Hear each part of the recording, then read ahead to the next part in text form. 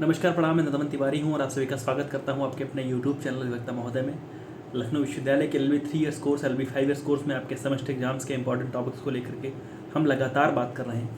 और अपने इस वीडियो में हम बात करने वाले हैं LLB ऑनर्स में जो 5th ईयर का, लास्ट ईयर का, जो 10वें सेमेस्टर का एक तरीके से कहें तो ये आपका आखिरी पेपर है। एक सेमिनार का पेपर होगा, लेकिन पूरे नंबरों का कहें तो ये आखिरी पेपर है। मिलिट्री लॉ का पेपर है और एक लंबे समय के बाद ये पेपर है जिसका जो आपके सेमेस्टर में ऐड किया गया है, 10वें सेमेस्टर में ऐड किया गया है। नहीं तो पहले अलग अलग सेमेस्टर्स में हुआ करता था। मिलिट्री लॉ में जो आपका ये चौथा पेपर है आपके सिलेबस का, इसकी 4 यूनिट में पहली यूनिट में आपको आर्मी एक्ट के जो फीचर्स हैं, डिस्टिंग्विश फीचर्स हैं, उसको लेकर के बात करनी है। कुछ सब्जेक्शंस हैं, कुछ डेफिनीशंस हैं, कुछ रूल्स हैं आर्मी एक्ट को लेकर के। उसमें एक जो आपके लिए महत्वपूर्ण चीज़ है, जहाँ से सवाल बनने की उम्मीद रहती है, इंडक्शन का है, अपॉइंटमेंट का है, कमीशन का है, इनरोलमेंट का है और अटेस्टेशन का है। जो पूरी की पूरी लाइन है, वहाँ से आपको एक सवाल मिलने की उम्मीद रहती है, उसको कैसे से आपको पढ़ना है। उसके बाद वहाँ पर कंडीशंस ऑफ सर्विसेज हैं, जो आपके सेवा की, जो अधिकारियों की सेवा की कुछ शर्तें हैं, कंडीशंस हैं, उसको लेकर के है। और जो सर्विस प्रिविलेजेस हैं, जो सर्विस के विशेषाधिकार हैं, जो भी लोग सर्विस कर रहे हैं उनके जो विशेषाधिकार है, वो टॉपिक है आपका। दूसरी यूनिट में सीधे सीधे आपके सेक्शंस दिए हुए हैं। आपको कुछ मिलिट्री ऑफेंसेस पढ़ने हैं, 34 से लेकर 36 तक, 46 से लेकर के 52, 54 से लेकर 57 और 63 और 64। सिविल ऑफेंसेस में आपको सेक्शन 69, सेक्शन 70 पढ़ना है, सेक्शन 69 और 70 पढ़ना है। CRPC का सेक्शन 475 पढ़ना है।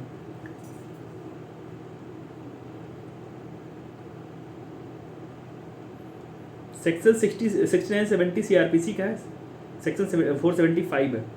अरेस्ट आपको सेक्शन 101 से 105 पढ़ना है इस आर्मी एक्ट का। उसके बाद अरेस्ट के टाइप पढ़ने हैं। मिलिट्री के जो रेगुलेशंस हैं उसको वो पढ़ने हैं। कुछ आर्मी पैराज हैं। आइडेंटिफिकेशन परेड से आपको सवाल मिलने की उम्मीद रहती है।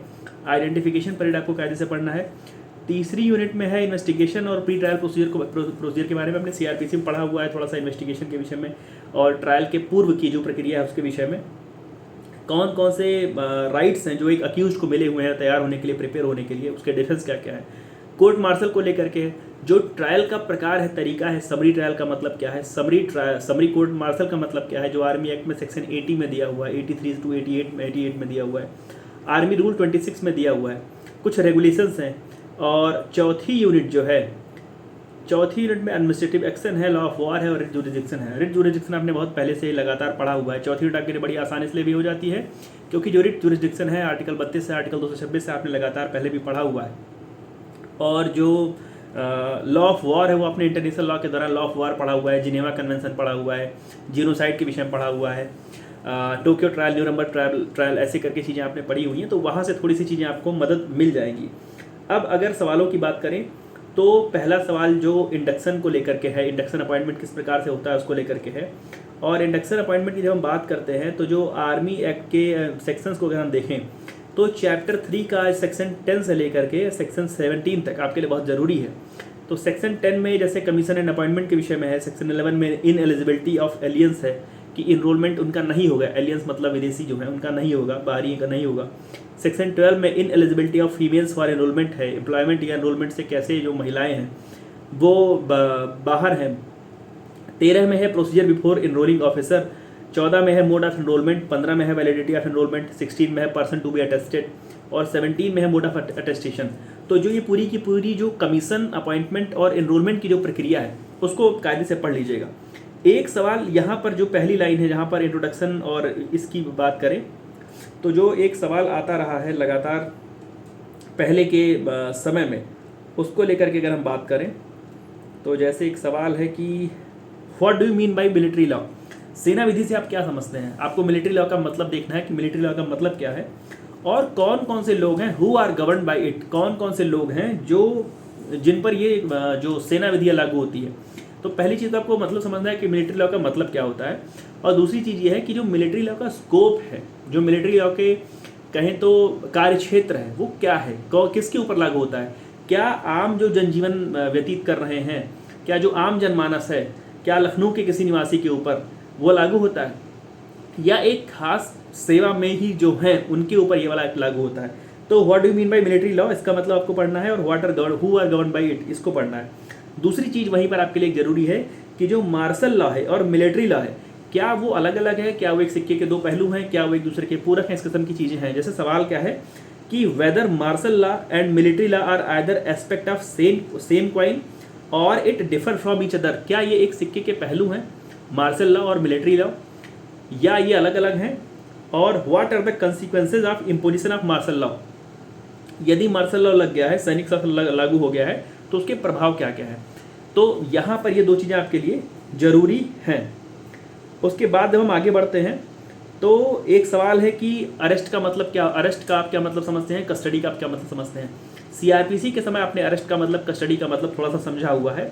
यहाँ पर आर्मी एक्ट के अनुसार जो आपको अरेस्ट और कस्टडी का मतलब समझना है, कौन से ऑफिसर हैं, व्हाट आर वेरियस ड्यूटी जो commanding officer in regard of detention, जो डिटेंशन से संबंधित कमांडिंग ऑफिसर हैं उनके पास क्या क्या ड्यूटीज़ हैं, क्या क्या उनके कर्तव्य हैं, दायित्व हैं। इस प्रकार के सवाल आते रहे हैं। जैसे अरेस्ट की जब हम बात कर रहे हैं तो जो ये अरेस्ट है और प्रोसीडिंग बिफोर ट्रायल है सेक्शन 101 में है, आर्मी एक्ट में सेक्शन 101 में है, जहाँ पे आपको कस्टडी ऑफ ऑफेंडर्स पढ़ना होता है, duty of commanding officer in regard to detention पढ़ना होता है, ये सेक्शन 102 आपके लिए बहुत ज़रूरी है। Section 103 interval between committal and court martial आपके लिए ज़रूरी है।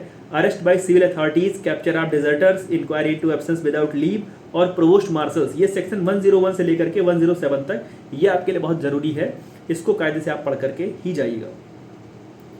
उसके बाद अगले सवाल को हम अगर देखें तो ऑफेंसेज को लेकर के जो सवाल है, मिलिट्री ऑफेंसेज हैं, सिविल ऑफेंसेज हैं, उसमें प्रयास करिए, इसका खैर बचने का कोई तरीका नहीं है, सेक्शन बहुत सारे हैं, लेकिन प्रयास ये करिए कि आपको मिलिट्री ऑफेंसेज के जैसे कुछ 34 से 36, 46 से 52 इस प्रकार से चीज़ें दी हुई हैं। मैं एक बार 34 से 36 एक्ट में पढ़ के बता देता हूँ।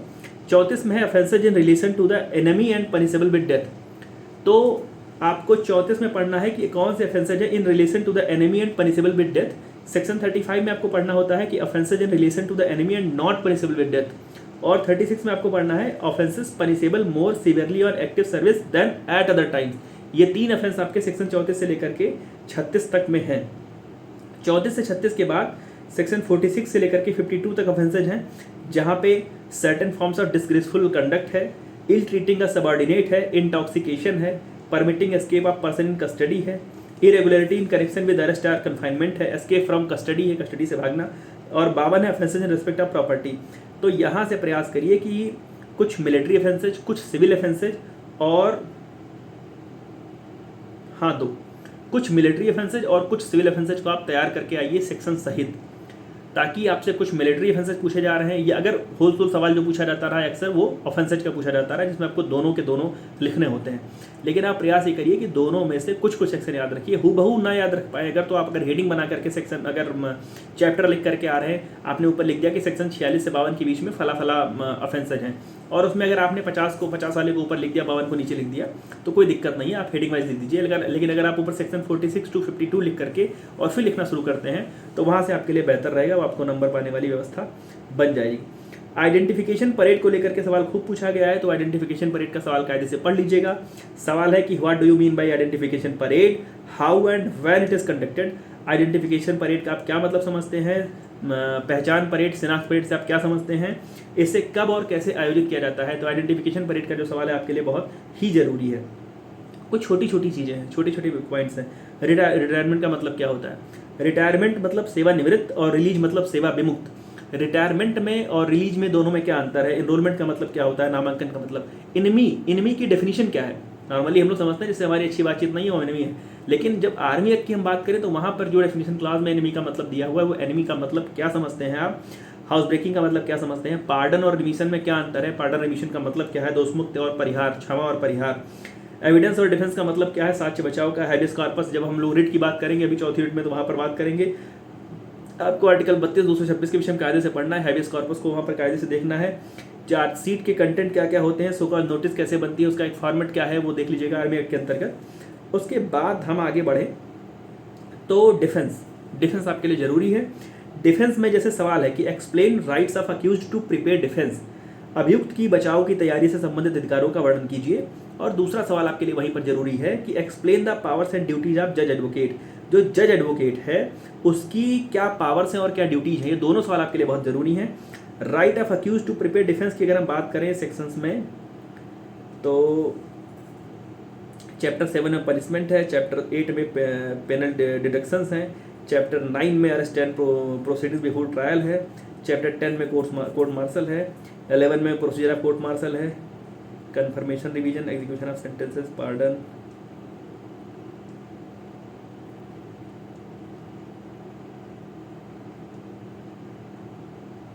दोनों चीज़ें, एक तो right of accuse to prepare defence और दूसरी चीज़ है पावर्स एंड ड्यूटीज ऑफ जज एडवोकेट। ये दोनों के दोनों आपके लिए ज़रूरी हैं, जो कि आपकी तीसरी यूनिट के चौथी यूनिट के टॉपिक हैं, सॉरी तीसरी यूनिट के टॉपिक हैं। उसके बाद हम आगे बढ़े तो सवाल है कि एडमिनिस्ट्रेटिव एक्शन का क्या मतलब होता है। What do you mean bye administrative action? प्रशासनिक कार्रवाई से आप क्या समझते हैं? एडमिनिस्ट्रेटिव एक्शन और डिसिप्लिनरी एक्शन में क्या अंतर है? हिंदी में कहें तो प्रशासनिक एवं अनुशासनिक कार्रवाई में अंतर स्थापित कीजिए, अंतर बताइए। इसका अंतर कायदे से पढ़ लीजिएगा। वॉर का जो मैंने कहा कि वॉर से एक सवाल आता है, वहाँ पर define the term war. War का मतलब आप क्या समझते हैं, कब कहा जाएगा कि दो देश जो है युद्धरत हैं। मैं इंटरनेशनल लॉ की जब बात करता हूँ तो वहाँ पर भी ये वॉर को कैसे डिफाइन किया गया है, सबसे पहले मैं उसकी बात करता हूँ। वॉर का मतलब क्या है और जो वेरियस इफेक्ट हैं of the outbreak of war, war शुरू होने पर जो उसके इफेक्ट हैं उसको लेकर के सवाल पूछे जाते रहे। तो शुरुआत में आपको एक तो जो आर्मी एक्ट का मतलब क्या है, मार्शल एक्ट का मतलब क्या है, उसको कायदे से पढ़ करके आना है। इंडक्शन, अपॉइंटमेंट, कमीशन, इन सारी जो पूरी की पूरी लाइन है आपके लिए बहुत ज़रूरी, उसको कायदे से पढ़ करके आइएगा। कुछ मिलिट्री ऑफेंसेस देख लीजिए, चाहे वो मिलिट्री ऑफेंसेज हैं चाहे सिविल ऑफेंसेज हैं, उसको पढ़ लीजिएगा। जो आइडेंटिफिकेशन परेड है वो आपके लिए जरूरी है, वहाँ से सवाल बनने की पूरी उम्मीद रहती है। जो right of an accuse to prepare defence है उसको कायदे से देख लीजिएगा, वहाँ से सवाल बनता रहता है। उसके बाद जो रिमिशन और ये नीचे सेंटेंस वाली बात है, हम लोग कॉन्स्टिट्यूशन में पढ़ करके भी आते हैं, जिसमें हम लोग राज्यपाल के द्वारा और राष्ट्रपति के द्वारा जो पार्डनिंग पावर उसको पढ़ते हैं, तो वहाँ पे देखते हैं कि जो क्षमादान की शक्तियों में राष्ट्रपति के पास शक्तियाँ हैं, लघु करने की, छोटा करने की, उसका प्रत्याहार करने की या क्षमा करने की, कौन कौन सी अलग अलग, तो थोड़ा सा आपको वो चीज़ याद आ रही होगी। एडमिनिस्ट्रेटिव एक्शन का मतलब, डिसिप्लिनरी एक्शन का मतलब क्या होता है, उसको अंतर उसका देख लीजिएगा। वॉर के विषय में कायदे से पढ़ लीजिएगा, और वॉर के जो अगर कुछ आर्मी के रूल्स हैं, आर्मी के एक्ट में कुछ रूल्स हैं, कुछ ऐसे कन्वेंशंस हैं, कुछ ऐसे सैंक्शंस जो लगाए गए कभी किसी बड़े मसले में, किसी बड़े केस में, तो वो पढ़ लीजिएगा। और जो लास्ट में रिट जुरिसडिक्शन है, मैंने कहा 3226 में ज़्यादा जो पूछा गया है रिट के विषय में, हैबेस कॉर्पस के विषय में पूछा गया है, तो उसको कायदे से आप देख लीजिएगा। और ये जो आपका आर्मी एक्ट है 1950 का, एक बार प्रयास करिए कि मैंने भी उसको डाउनलोड करके देखा है, आप प्रयास करिए कि उसकी इंडेक्स को एक बार जरूर पढ़ करके आइएगा। इंडेक्स को पढ़ने का मतलब यह है कि जो आपके उसके चैप्टर हैं उसको देख लीजिएगा कि कहाँ पर आइडेंटिफिकेशन कहाँ पर दिया हुआ है, कोर्ट मार्शल कहाँ पर दिया हुआ है, तो थोड़ा सा आपको लिखने में आसानी होगी। सेक्शन बहुत है, लेकिन आपके लिए चूंकि आखिरी पेपर है तो उसमें खूब दम लगा करके मेहनत करिए। ढेर सारी शुभकामनाएं आप सभी को, आपके उज्ज्वल भविष्य की कामना है। और मुझे लगता है अभी एक दो बार आपसे बात करने की आवश्यकता पड़ेगी, तो मैं फिर से उपस्थित हो जाऊँगा आपके साथ बात करने के लिए। तो लखनऊ विश्वविद्यालय और उससे संबद्ध जितने भी लोग हैं LLB 5 ईयर के कोर्स में, लास्ट सेमेस्टर में, 10वें सेमेस्टर में, आप सभी को ढेर सारी शुभकामनाएं। अधिवक्ता बनिए, न्यायाधीश बनिए, नाम रोशन कीजिए अपना, और लखनऊ विश्वविद्यालय का नाम रोशन कीजिए। धन्यवाद, प्रणाम।